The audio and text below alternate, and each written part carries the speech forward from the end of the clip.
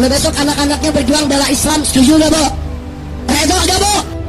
Nah besok kalau anaknya datang ke ibu, bu permisi mau jihad. Lu jihad sama siapa tong? Mau jihad sama habaib ulama, jangan dilarang bu ya. Ibu langsung angkat tangan, sono pergi tong, mudah-mudahan lu gak balik lagi. Nak kan nasab tapi untuk memprovokasi umat, mempolitisasi massa. Yang penting diiming-imingi barokah dan ditakut-takuti umat ini dengan kualat. Pokoknya kalau nggak nurut kualat dan sebagainya, suruh demo ngikut demo, dididik jadi blow on ikut jadi blow on, memberontak ikut memberontak, melawan kebijakan yang tidak melanggar aturan syariat ikut melawan. Ada pemerintah yang sah. Ini hal-hal yang aneh. Ajaran siapa itu kalau memang ngaku keturunan Rasulullah? Coba buka kitab-kitab hadisnya.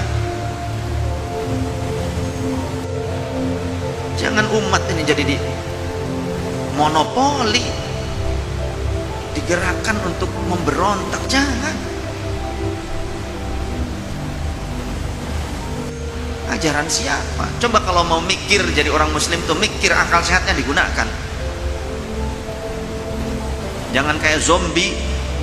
Arti zombie hidup tapi ya otaknya nggak berfungsi, dikendalikan oleh nafsu, gitu kan? Zombie itu kan nafsunya yang besar, walaupun kemampuannya kadang kecil, langkahnya juga pendek. Zombie itu kan gitu. Orang mau bisa berlari kan dia masih gitu. Otaknya kan gak jalan, bukan ulul albab.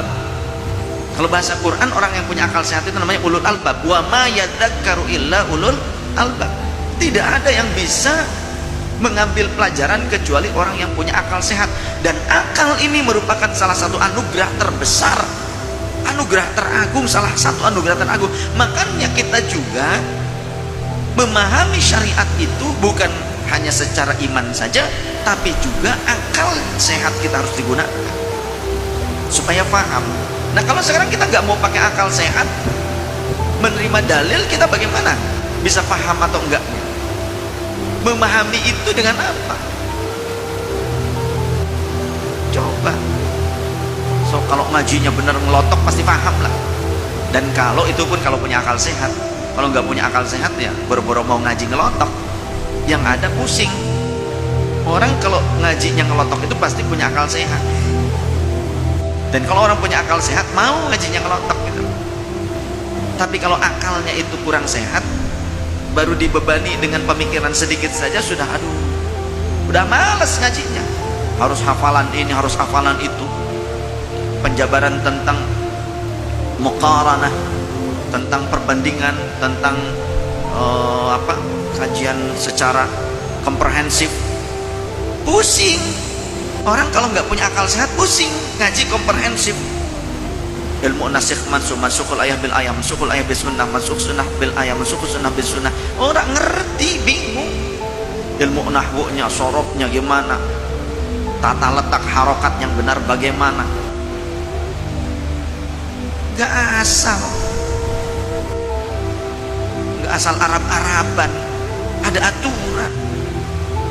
Makanya dulu Syekh Ahmad Khatib diangkat jadi khatib itu karena apa?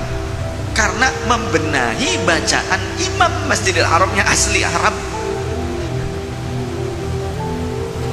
Ya, setelah itu beliau kemudian dikaji, bahkan oleh gurunya dijadikan ini, dia adalah afsahu minal arabi, kata gurunya tuh, dia lebih fasih dibandingkan orang Arab sendiri katanya.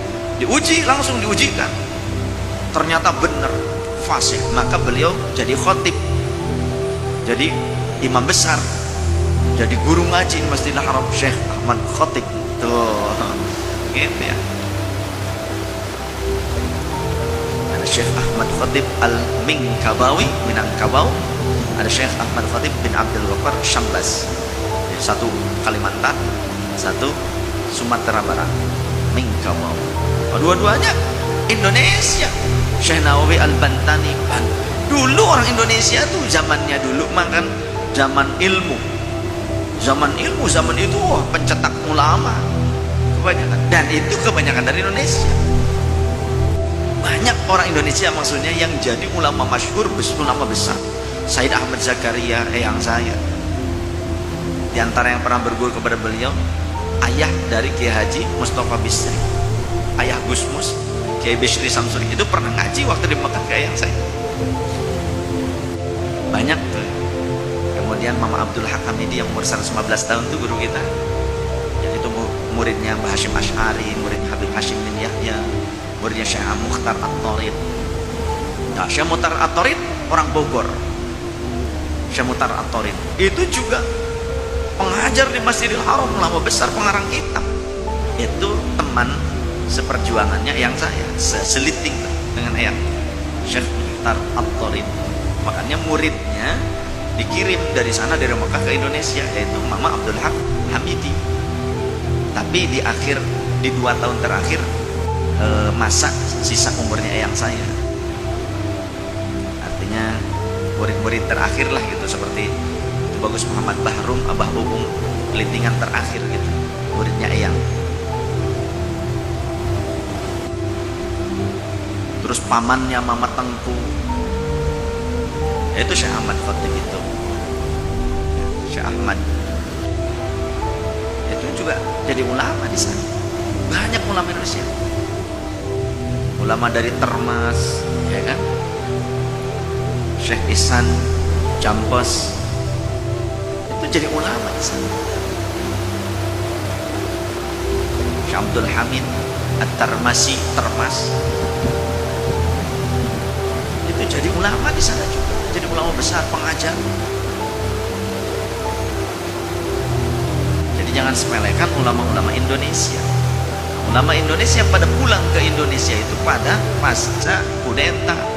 Yang saya sendiri pasca di sana terjadi kudeta dan kekuasaan diambil alih oleh Wahabi, maka ulama-ulama Ahlus Sunnah banyak yang meninggalkan Hijaz. Yang saya yang jadi pengajar salah satu mufti Syafi'iyah di Masjidil Haram. Bukan cuma Syafi'iyah saja sebetulnya, beliau menguasai 4 mazhab, tapi yang dipakainya Syafi'iyah. Karena dulu Syafi'iyah di Makkah Madinah tuh banyak, jadi sholat itu sampai 4 gelombang. Kalau dulu sebelum masa kudeta, sholat tuh 4 gelombang Syafi'iyah dulu, karena terbanyak, mazhab terbanyak Syafi'iyah pengikutnya. Kemudian Maliki karena mazhab yang ada di wilayah Hijaz, terutama di Madinah, mazhab besarnya itu. Tapi Syafi'i juga banyak. Setelah Maliki gantian yang Hanafi, setelah Hanafi baru yang Hambali. Setelah kudeta saja dipegang Wahabi, baru disaklek satukan, dan harus gayanya gaya mereka.